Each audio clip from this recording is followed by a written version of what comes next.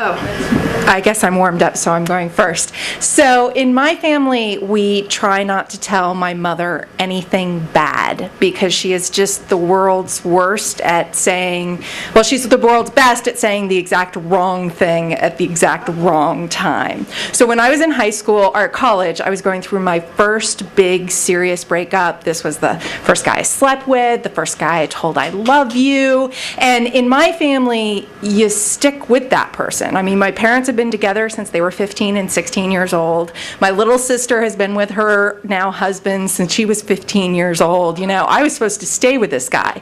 And we broke up and I was devastated, absolutely devastated. And the one rule in my family is you don't tell your mom when you're upset about something because she will just make it worse. She'll try to make it better, but she'll just make it worse. But I was at college and I had to call home because there was something wrong with my financial aid. So I was like, I'm just going to power through. I'm going to have to tell her because I can't stop crying, but I'm just going to power right through. So she answers the phone, hi, and I say, hi, Mom. And she says, oh, what's wrong? And I said, oh, Troy and I broke up and I'm really sad and I just don't want to talk about it.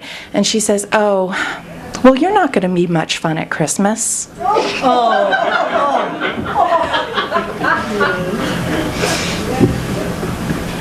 Okay, so I'm in college and I'm going through this really bad breakup and my friend is driving from Ithaca to Connecticut for a booty call, and so I decide that I'm going to go with her because why not? So I go and I meet this guy and his name's Don and I'm really into him and we make out and everything and it's kind of sloppy and too much tongue, but I'm okay with it because I'm on the rebound. And so he tells me that he just got his second DUI, but he really wants to come to Ithaca and visit me, and so he's going to drive there, and I think that's so romantic. So we make plans for him to come, and so in the space between our really romantic weekend where we make this plan and the next week when he actually comes, I meet this girl and I'm really, really, really into her, and she wears these shirts with all these sparkles on them, and she's sleeping over every night, and we're having a really good time. And so Dawn comes the next week, and we're hanging out, and it's just not quite as magical as it was the week before.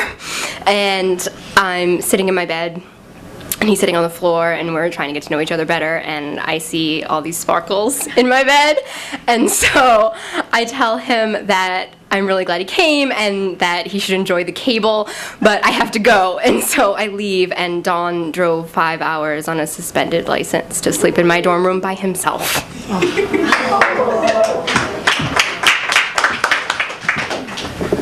I don't know if any of you have done online dating. Yeah, some of you have. Okay, so this is my one foray into online dating.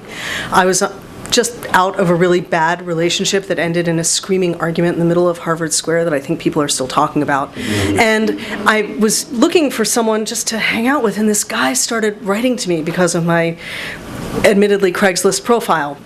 And he's writing these fabulous letters, and my Craigslist profile started out with, "Can you write? If you can't, stop reading this."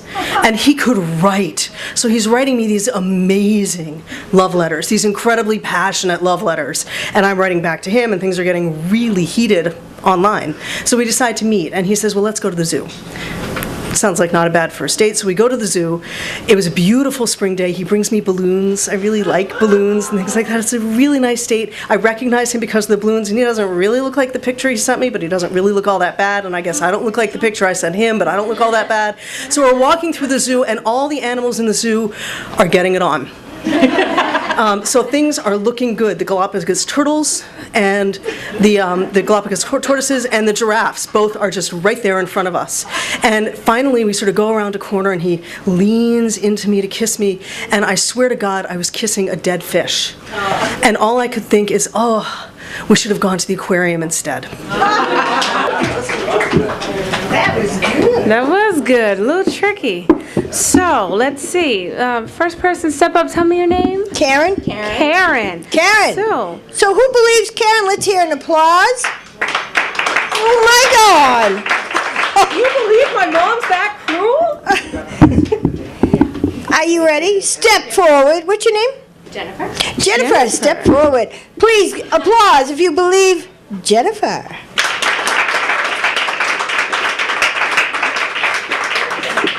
And the lovely Laura. Step forward if you believe Laura. Oh, fine. Okay. Will the real liar step forward, please? Do-do-do. Oh! There's a good story.